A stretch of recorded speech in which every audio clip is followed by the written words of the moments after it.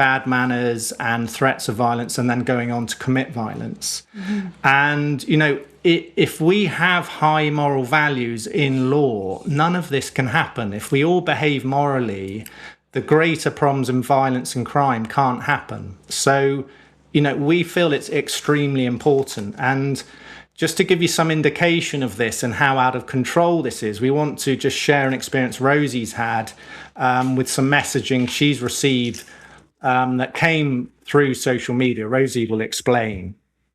So on our last podcast, which was on Thursday last week, we had a gentleman who came through on my YouTube live, and he called himself Vice Roy, and he asked 2 questions that were very legitimate around politics, and we answered them. And then he approached me again on Instagram, asking a more intimate question, but in a polite manner. I directed him to my website. We had some correspondence via email through my professional website. That correspondence then turned extremely nasty, rude, and violent from him.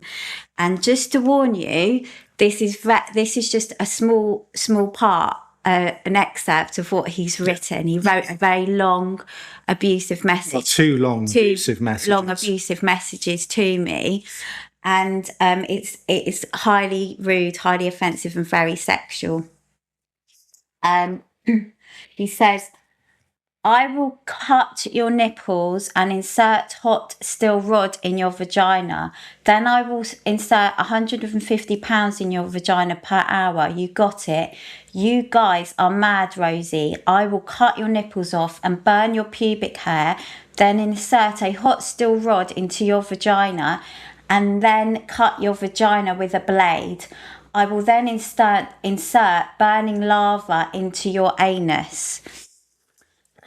So, you see, the thing is, this comment is not unusual. We have actually told the police as well. So it's been reported. So the thing is, this is not an isolated incident at all. This is not unusual in any way. And this demonstrates how rudeness, as when rudeness is tolerated, it then grows into this type of thing that we're receiving here. And then just another short step to violence and acting it out. So, this is the danger of lack of moral values, just one example of it. And this operates across all of society. And like I said, it's not unusual. It's completely widespread, this sort of thing, at all levels. We see it in everyday life, on social media. Politicians get relentless abuse on social media. So do the famous. And we see it in our TV, our tabloids. And it goes right up to the top in Parliament, where politicians in Parliament are continually rude and attacking to each other. And it just has a massive negative impact on society.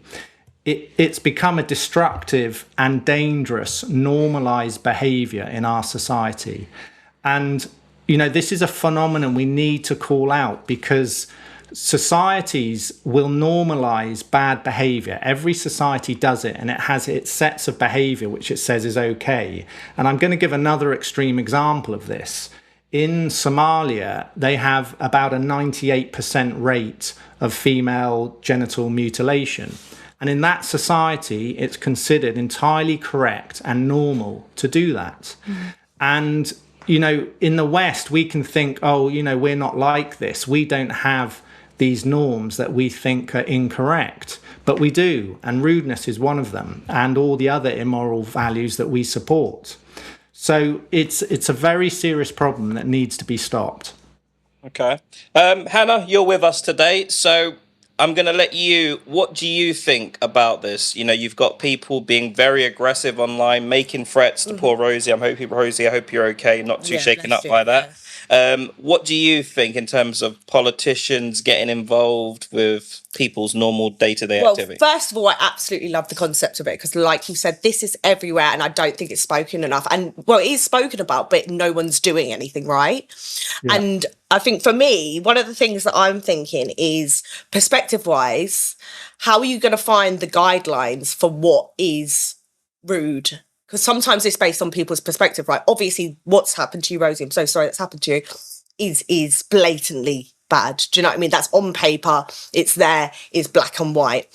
So, I mean, for me, I'm just wondering about how are you going to clamp down? What's the guidelines? Like, where's the guidelines for the rudeness? I think it's a really good question. The interesting thing is the question seems a really good question and one that everybody's going to ask. But when you actually get to an answer, I think it's simple, because I think nearly everybody agrees on moral values. We know if somebody is being rude, even something trivial like calling somebody an idiot.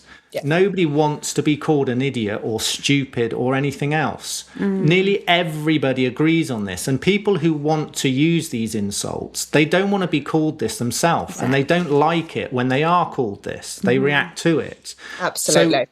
So actually, I think the boundaries that everybody wants, the law that everybody wants, I think is actually very straightforward when you get down to it. We know what is insulting and what isn't.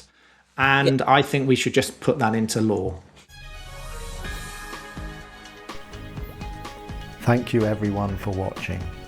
I'm Marcus White, leader of Everyone is God, Britain's most visionary political party. Subscribe to us on YouTube or visit our website if you would like to find out more and get involved.